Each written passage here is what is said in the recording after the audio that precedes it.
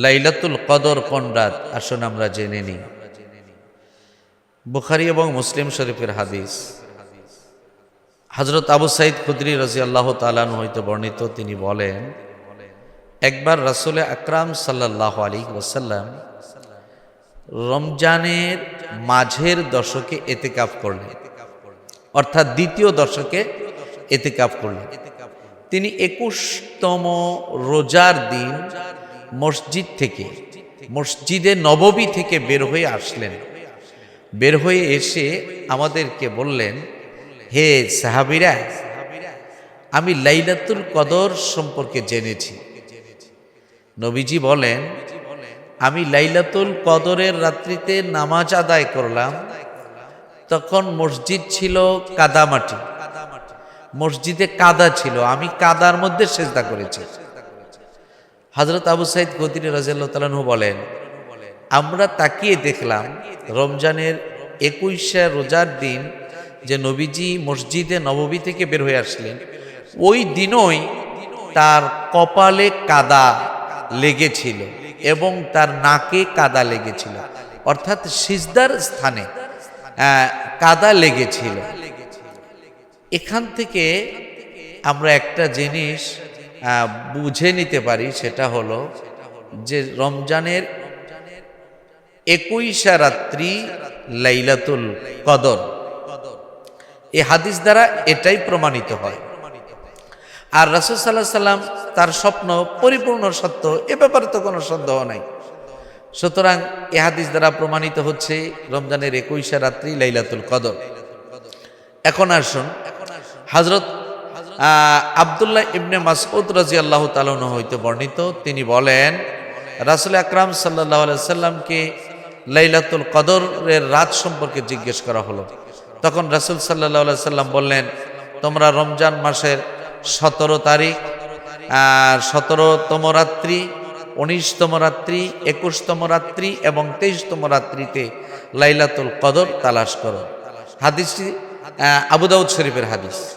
আবার তাবরানী শরীফের হাদিসের মধ্যে আসছে, রাসূলুল্লাহ সাল্লাল্লাহু আলাইহি সাল্লাম বলেন, তোমরা রমজান মাসের 17, 19, 21, 23, 25, 27 এবং 29 তারিখে লাইলাতুল কদর তালাশ করো। অপর এক হাদিসের মধ্যে এসেছে, হযরত আবু সাঈদ খুদরী রাদিয়াল্লাহু তাআলা আনহু হতে বর্ণিত, তিনি বলেন, নবীজি সাল্লাল্লাহু আলাইহি সাল্লামকে জিজ্ঞেস করা হলো লাইলাতুল কদর কোন রাত্রি? নবীজি বললেন, তোমরা 23তম রাত্রিতে তালাশ করো। অপর এক হাদিসের মধ্যে এসেছে, রাসূল সাল্লাল্লাহু আলাইহি সাল্লামকে সাহাবীরা জিজ্ঞেস করলেন, হুজুর, আমরা লাইলাতুল কদর কোন রাত্রিতে পাবো?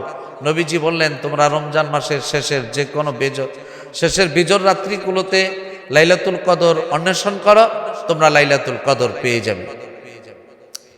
এখন আহমদ শরীফের হাদিস, সুনানে আহমদে, মুসনাদে আহমদের মধ্যে এসেছে, মুসনাদে আহমদের মধ্যে এসেছে, হযরত রাসূল আকরাম সাল্লাল্লাহু আলাইহি সাল্লামের কাছে একজন বৃদ্ধ মানুষ আসলেন। বৃদ্ধ মানুষটি এসে নবীজির কাছে বললেন, ওগো নবীজি, আমি তো বৃদ্ধ মানুষ, আমার শারীরিক দুর্বলতা, অসুস্থতা, যার কারণে আমি অত রাত্রি জাগতে পারি না।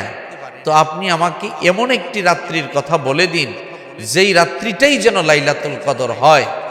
নবীজি সাল্লাল্লাহু আলাইহি সাল্লাম সেই বৃদ্ধ সাহাবীকে বললেন, তুমি রমজান মাসের 27 রাত্রি কদর তালাশ করো, তুমি কদর পেয়ে যাবে। তাহলে এই হাদিসটির দ্বারা স্পষ্টভাবে প্রতীয়মান হচ্ছে যে রমজান মাসের 27তম রাত্রি লাইলাতুল কদর। এখন এই 27তম রাত্রি লাইলাতুল কদর হওয়ার পক্ষে ইমাম আজম আবু হানিফা রাহমাতুল্লাহি আলাইহি তিনি কিছু গাণিতিক প্রমাণ উপস্থাপন করেছেন। যেমন সূরা আল কদরের মধ্যে 30টি শব্দ আছে, তার মধ্যে 27 নম্বর শব্দ হচ্ছে হিয়া। হিয়া দ্বারা এখানে কিন্তু কদরকে বোঝানো হয়েছে, কদরের রাত্রিকে বোঝানো হয়েছে। যেহেতু 27 নম্বর শব্দ হিয়া, সেহেতু 27তম রাত্রি লাইলাতুল কদর। আরেকটা তিনি দৃষ্টান্ত উপস্থাপন করেছেন, সূরা আল কদর, এখানে কদর শব্দটি তিনবার এসেছে, অর্থাৎ সূরা আল কদরের মধ্যে কদর শব্দটি তিনবার এসেছে। প্রত্যেকটা কদর শব্দের মধ্যে অক্ষর আছে তিনটি। এখন আমরা 3 গুণন 3 গুণন 3, অর্থাৎ 3কে যদি 3 বার গুণন করি, 3 গুণন 3 গুণন 3, তাহলে হবে কি 3 3 9, 3 9 27। তাহলে এখান থেকে বোঝা যাচ্ছে যে রমজান মাসের 27তম রাত্রি লাইলাতুল কদর। এখানে আরেকটা আমি দৃষ্টান্ত উপস্থাপন করছি।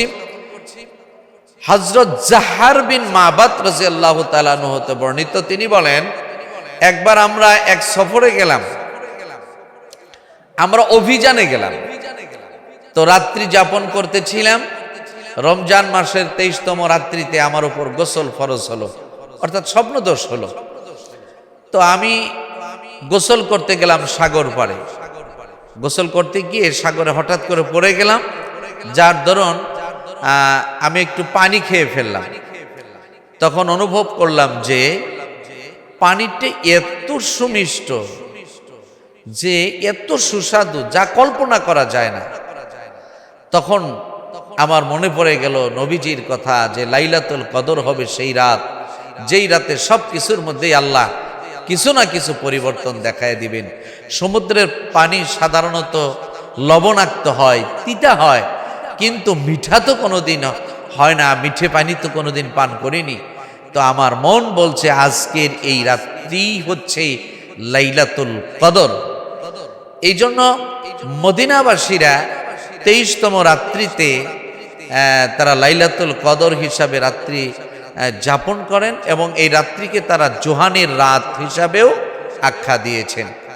তো সর্বশেষ এখন ফিনিশিং, সেটা হচ্ছে লাইলাতুল কদর পাওয়ার আশায় আমরা যে কয়টা বেজর রাত্রি আমরা তালাশ করি, আল্লাহ প্রত্যেকটা রাতের বিনিময়ে আমার আপনার আমল নামায় লাইলাতুল কদরের সওয়াব দিয়ে দিতে পারেন। আবার এই লাইলাতুল কদর কোন রাত্রি হবে এই সম্পর্কে মুহাদ্দিসিনে কেরামগণ একটা মতামত উল্লেখ করেছেন। সেটা হলো যে কোনো বছর লাইলাতুল কদর হবে 21 রাত্রি, কোনো বছর হবে 23, কোনো বছর হবে 25, কোনো বছর হবে 27তম রাতি, আবার কোনো বছর হবে 29তম রাতি। সুতরাং আমরা সর্বশেষ কথা এটাই বলতে পারি যে আমরা যদি লাইলাতুল কদর পেতে চাই, তাহলে রমজান মাসের শেষ 10টা রাত্রি একাধারে সুন্দরভাবে ইবাদত করব। যারা এই শেষ 10 রাত্রি ইবাদত করবে, এবং বিশেষ করে যারা ইতিকাফ করবে, 100% সে ব্যক্তি কি তারা লাইলাতুল কদর পেয়ে যাবে। আল্লাহ রাব্বুল আলামিন যেন আমাদেরকে এই লাইলাতুল কদরকে উসিলা করে, রমজান মাসকে উসিলা করে, তারাবির নামাজকে উসিলা করে, সেহরি সাহরি ও ইফতারকে উসিলা করে আমাদের গুনাহসমূহকে মাফ করে দেন। রমজানের যাবতীয় কল্যাণ যেন আমাদেরকে দান করেন।